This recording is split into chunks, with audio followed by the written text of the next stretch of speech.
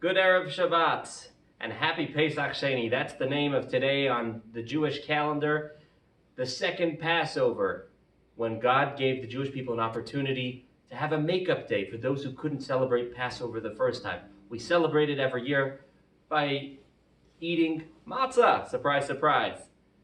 If you didn't have a chance to yet, grab some of your leftover matzah from Passover and munch a bit of matzah in the spirit of today. And perhaps we can remind ourselves about the view that's often expressed in Jewish wisdom, that it's never too late. We can always get better. Even if things didn't work out the way we wanted to, we can keep trying. We're never doomed. We're never a failure. This reminds me of one of my favorite stories. I've shared it with some of you a few times. Please forgive me if you've heard it from me, but hopefully you can inspire us once more in the spirit of Pesach Sheni and the global circumstances that we find ourselves in right now. 1968, Brooklyn, New York City. Shirley Chisholm was elected the very first African-American congresswoman. She makes history.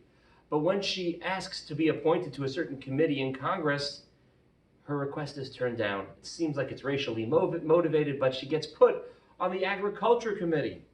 What good is it for her to be on the Agriculture Committee when there's practically no farming in New York City?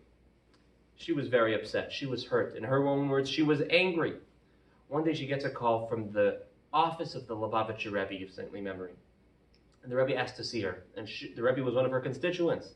And the Rabbi says, "I hear that you're upset." She says, "I'm angry. I'm insulted."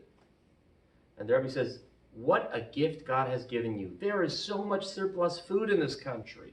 And there are so many needy people. Maybe you can do something about it." She gets to Congress. And on her first day, she meets Senator Bob Dole. Bob Dole tells her about the problem that the Midwestern farmers are facing. They have all this extra food because Americans have begun to import from other countries. She says, "Oh, the Rebbe's advice."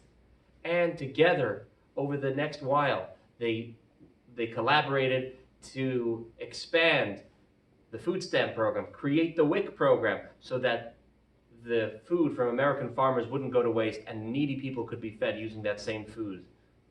At her retirement party, she said everything that we just mentioned, and she concluded with the following words. "All of this is due to a rabbi who was an optimist, who showed me that a challenge is really a gift from God. And if poor babies have milk and poor children have food, it's because a rabbi in Crown Heights had vision. May God give us the strength to find out what are the gifts that we can create out of our challenging circumstances, and may we have no challenges anymore very, very soon. Wishing you a good Shabbat and good news."